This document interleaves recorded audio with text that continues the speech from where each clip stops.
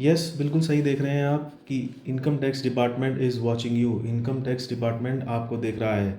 आपको मतलब आपकी कुछ ट्रांजैक्शंस को देख रहा है, जो उसे लगता है कि हाँ, ये ट्रांजैक्शन कुछ सस्पिशियस है। तो कौन कौन सी ऐसी ट्रांजैक्शन है जिस पर आपको ध्यान रखना है करते समय? आइए जानते हैं कुछ ऐसे एग्जांपल्स उन ट्रांजैक्शंस के। देखिए, ये सारे ट्रांजैक्शन हैं जो आपको ध्यान में रखने हैं। सबसे पहले है cash deposit.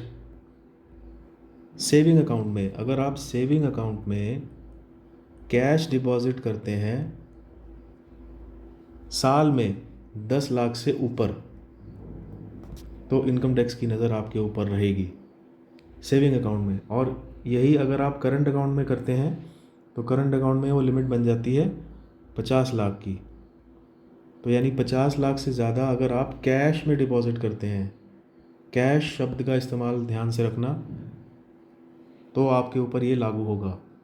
Income tax department आपसे क्वेश्चन कर सकता है कि ये पैसा कहाँ से आया, इसका डिटेल हमें दो। तीसरा है time deposit, means fix deposit. Bank में जो आप फिक्स डिपॉजिट करवाते हैं, पोस्ट ऑफिस में जो फिक्स डिपॉजिट करवाते हैं, अगर वो साल में 10 लाख से ऊपर है तो आपको उसका क्वेश्चन किया जा सकता है कि ये पैसा कहाँ से आया। अगर लेजिबल सोर्सेज हैं, लीगल सोर्सेज हैं, तो आपको सिर्फ रिप्लाई करना पड़ेगा, otherwise you will be in trouble. इसके बाद क्रेडिट कार्ड बिल पेमेंट अगर है तो 1 लाख से ज़्यादा अगर आप पेमेंट करते हैं क्रेडिट कार्ड का कैश में, यहाँ पर शब्द है कैश। और इसके बाद जो पॉइंट है, किसी और मोड से अगर आप 10 लाख से ज़्यादा क्रेडिट कार्ड का पेमेंट करते हैं, अदर मोड, तो क्रेडिट कार्ड में अगर कैश से आप पेमेंट कर रहे हैं तो आपके लिए लिमिट है 1 लाख, और किसी और मोड से कर रहे हैं तो आपके लिए लिमिट है 10 लाख रुपए। इसके बाद अगर आप कोई प्रॉपर्टी परचेज़ करते हैं 30 लाख से ऊपर की, किसी भी मोड से, खैर अब तो 20,000 से ऊपर कैश दे ही नहीं सकते आप प्रॉपर्टी परचेज़ करते समय, तो अगर आप इमूवेबल प्रॉपर्टी या प्रॉपर्टी परचेज़ कर रहे हैं और उसकी वैल्यू 30 लाख से ज़्यादा है तो आपको क्वेश्चन किया जा सकता है।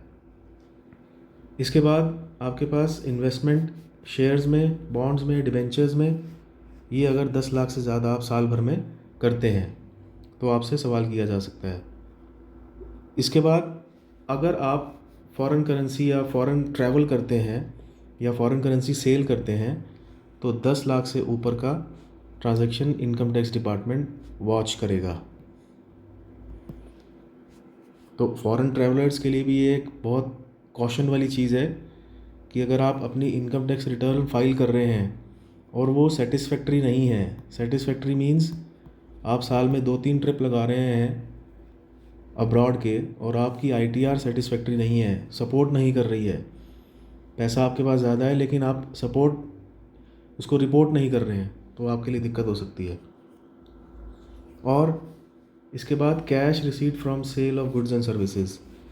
आप अगर कैश में सेल करते हैं अपना सामान, कैश में सेल करते हैं तो उसकी लिमिट है ओनली 2 लाख। 2 लाख से ज़्यादा आप कैश में सामान नहीं बेच सकते।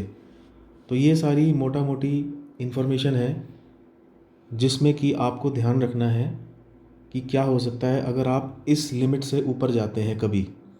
ये सारी ट्रांजैक्शन आपको एक बार चेक करनी है, आप चाहें तो इसका स्क्रीनशॉट ले सकते हैं और अपने ध्यान में इसको रख सकते हैं हमेशा के लिए।